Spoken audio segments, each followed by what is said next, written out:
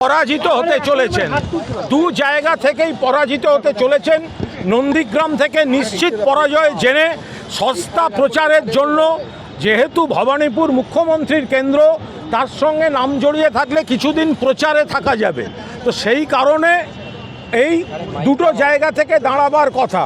তো সুতরাং বিজেপি টোটালিটিতে হারবে, তৃণমূল সরকার গড়বে, শুভেন্দু অধিকারী নন্দীগ্রাম থেকেও হারবেন এবং ভবানীপুর হারবেন তো বটেই, শুধুমাত্র সস্তা প্রচারের জন্য দাঁড়িয়েছেন, কয়েকদিন খবরে ভেসে থাকার জন্য।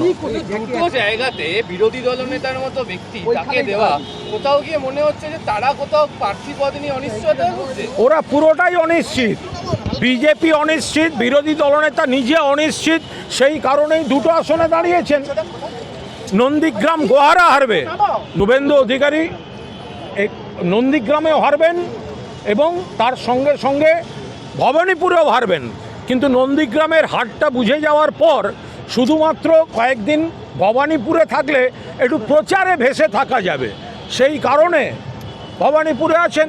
গোটা বিজেপির ব্যাপারটাই তো হচ্ছে একটা অনিশ্চিত। আর সবথেকে বড় কথা, টোটালিটিতে তারা যে হারছে সেইটা কিন্তু স্পষ্ট হয়ে গেছে।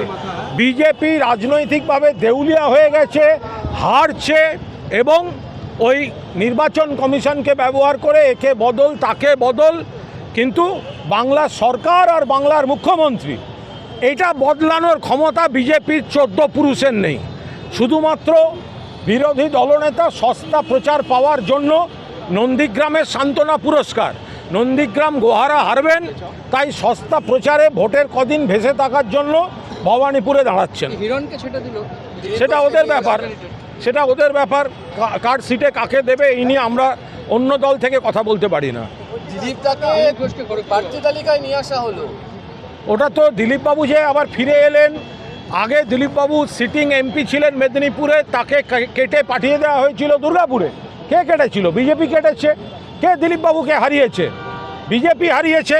তারপর আবার দিলীপবাবুর যে পছন্দের জায়গায় ফিরে আসা, সেটা একমাত্র মমতা বন্দ্যোপাধ্যায়ের আমন্ত্রণে দীঘার জগন্নাথ মন্দির উদ্বোধনের দিন গিয়ে মমতা বন্দ্যোপাধ্যায়ের প্রতিষ্ঠিত মন্দিরে জগন্নাথ দেবকে প্রণাম করার জন্য প্রভু জগন্নাথ দেবের আশীর্বাদে দিলীপ ঘোষ তার সিট ফিরে।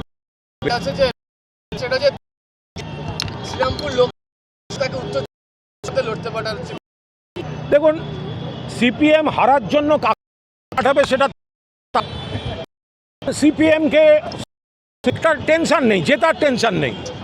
তো সিপিএমের যখন জেতার টেনশন নেই, এবার হারতে ওরা কোথায় কাকে কি এক্সপেরিমেন্ট করবে?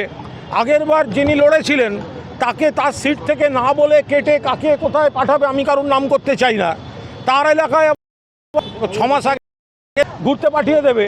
তো সেগুলো ব্যাপার। নোটার সঙ্গে লড়বেন। সারা বাংলা চাকরি প্রার্থীরা জানেন যে চাকরি প্রার্থীদের জট পাকানোর মূল যারা রয়েছেন তাদের মধ্যে বিকাশবাবু অন্যতম।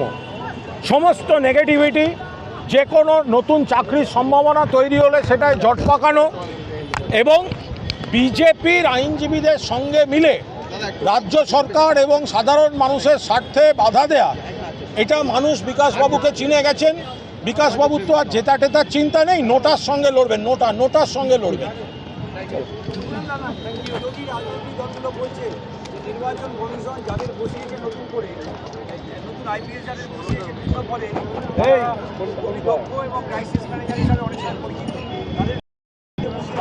সবাই এক ঝাঁক দক্ষ আইএএস, দক্ষ আইপিএস, এখন যারা রয়েছেন মানুষ রয়েছেন। আপনাকে যখন একটা পোস্টে একজনকে নিতে হবে, আপনি তো সকলকে অ্যাকোমোডেট করতে পারবেন না। ফলে এই পলিটিক্সটা, এগুলো সস্তা পলিটিক্সের কথা বিজেপি বরং উত্তর দিক। যে রাজ্যে বিজেপি ক্ষমতায় নেই, ভোট এলেই সেখানে সবকে চেঞ্জ করতে নেমে যায়। কিন্তু উত্তরপ্রদেশ সহ যেসব রাজ্যে বিজেপি ক্ষমতায়, সেখানে ভোটের আগে ডিজি, চিফ সেক্রেটারি তাদের চেঞ্জ হয় না কেন? সেখানেও তো একই বিষয় হয়। এক ঝাঁক দক্ষ আইপিএস রয়েছেন, আইএএস রয়েছেন। আপনি যখন একজনকে বাঁচতে হচ্ছে, তার মানে এই নয় যে বাকিরা খারাপ। এই ধরনের কথাগুলো অর্থহীন। সরকারি কর্মচারীরা বলছে যে ডিএর ঘোষণা করেছেন মুখ্যমন্ত্রী, কিন্তু এখনো বিজ্ঞপ্তি জারি হয়নি বলে সংশয়ে আছেন তারা। দেখুন, ওনাদের যারা এই কথাগুলো বলছেন তাদের সংশয় জীবনে কাটবে না। যারা মুখ্যমন্ত্রীর উপর আস্থা রাখেন তারা জানেন যে মুখ্যমন্ত্রী ঠিক সময় মতো, যারা এই কথায় কথায় এইগুলো বলছেন তাদের মুখ থেকে তো একবারও শুনিনি যে কেন্দ্রীয় সরকারকে বলছেন যে বকেয়া টাকাটা দিয়ে দেওয়া হোক বাংলার। 1,96,000 কোটি টাকা যদি মুখ্যমন্ত্রী কেন্দ্রের বকেয়াটা পেয়ে যান তাহলে ডিএ কেন, আরও অনেক বিষয় সুবিধা হয়, সেগুলো বলার নাম নেই। শুধুমাত্র এই ধরনের একতরফা বিজেপি সিপিএমের কথা প্রতিধ্বনি করা এটা কোনো সুস্থ কাজ নয়। নিশ্চয়ই সবাই সবার দাবি জানাবে, কিন্তু বাংলার যে দাবি, যেটা কেন্দ্র আটকে রেখেছে, বাংলার দাবিটা মিটলে তো সুবিধা হয়। তাহলে তো মুখ্যমন্ত্রীও সকলকে আরও বেশি দিতে পারেন, তো সেগুলো যদি না দেন তো কী হবে? তাহলে এই কথাগুলো বলছেন না। আরাবুল ইসলাম আইএসএফ জয়েন করছে, আরাবুল ইসলাম, আরাবুল হ্যাঁ। তৃণমূল ছেড়ে আইএসএফ। দেখুন, তার মনে হয়েছে গেছেন, আমার মনে হয় ব্যাপারটা আমাদের ওখানকার নেতারা বলতে পারবে।